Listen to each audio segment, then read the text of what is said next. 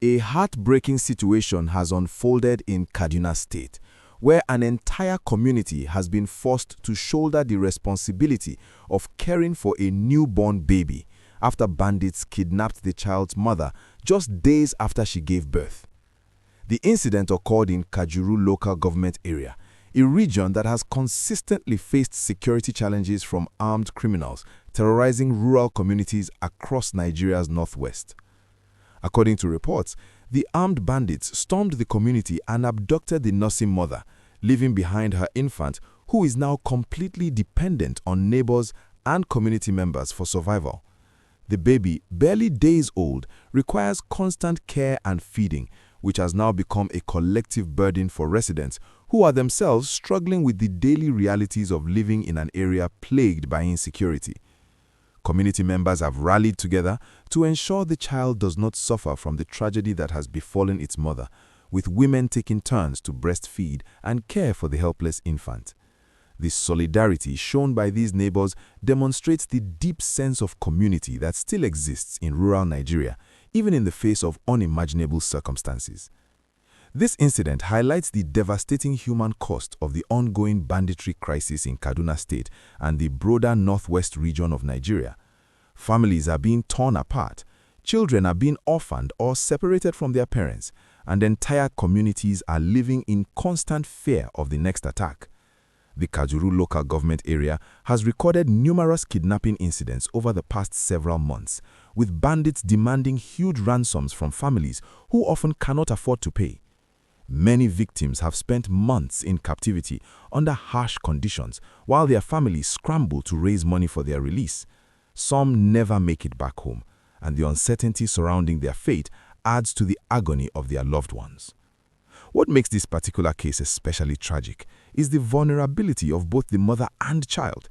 A woman who has just given birth needs rest, proper nutrition, and medical care, yet she now finds herself in the hands of criminals in the bush, facing unimaginable conditions.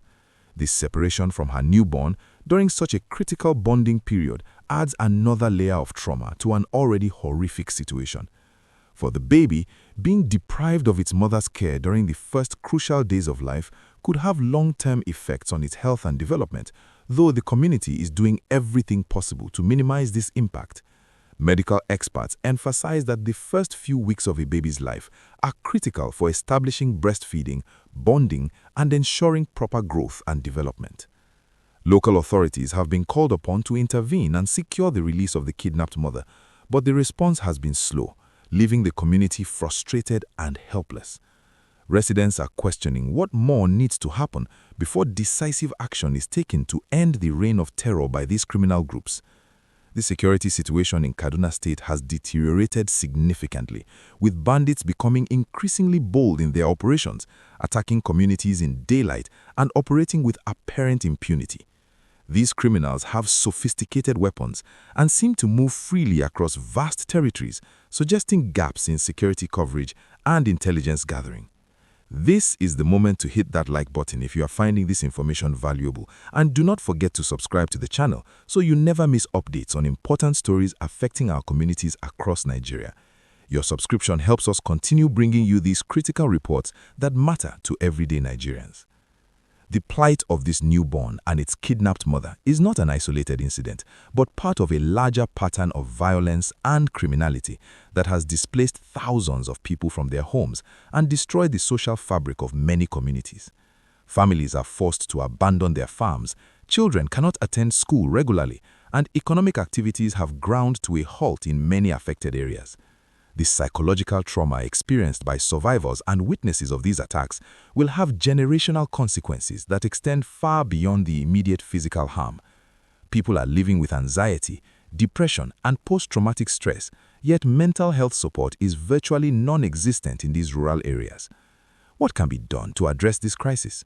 Many security experts and community leaders have called for a comprehensive approach that combines military action with social and economic interventions.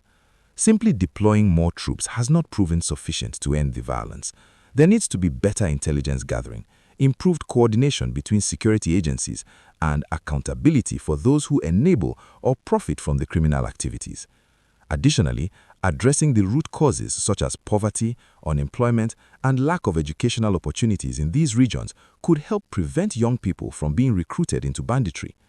Some analysts point to the need for community policing initiatives that empower local residents to participate in their own security. The financial burden on families affected by kidnapping is enormous.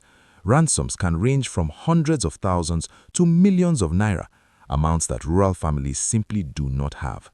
This forces them to sell their assets, borrow money at high interest rates, or rely on donations from extended family and community members. Even after paying ransoms, there is no guarantee that their loved ones will be released unharmed. For now, the community in Kajuru continues to care for the innocent baby caught in this terrible situation, hoping and praying that the mother will be released safely and reunited with her child. The resilience and compassion shown by these community members in the face of such adversity is truly remarkable, but they should not have to bear this burden alone. This is a failure of the system meant to protect citizens, and it demands urgent attention from those in positions of authority. Every day that passes without the mother's release is another day of suffering for her, her baby, and the entire community that has taken on the responsibility of keeping this child alive. We can only hope that this story will have a happy ending and that mother and child will soon be reunited. But the reality is that many similar stories do not end well, and that is the painful truth we must confront as a nation.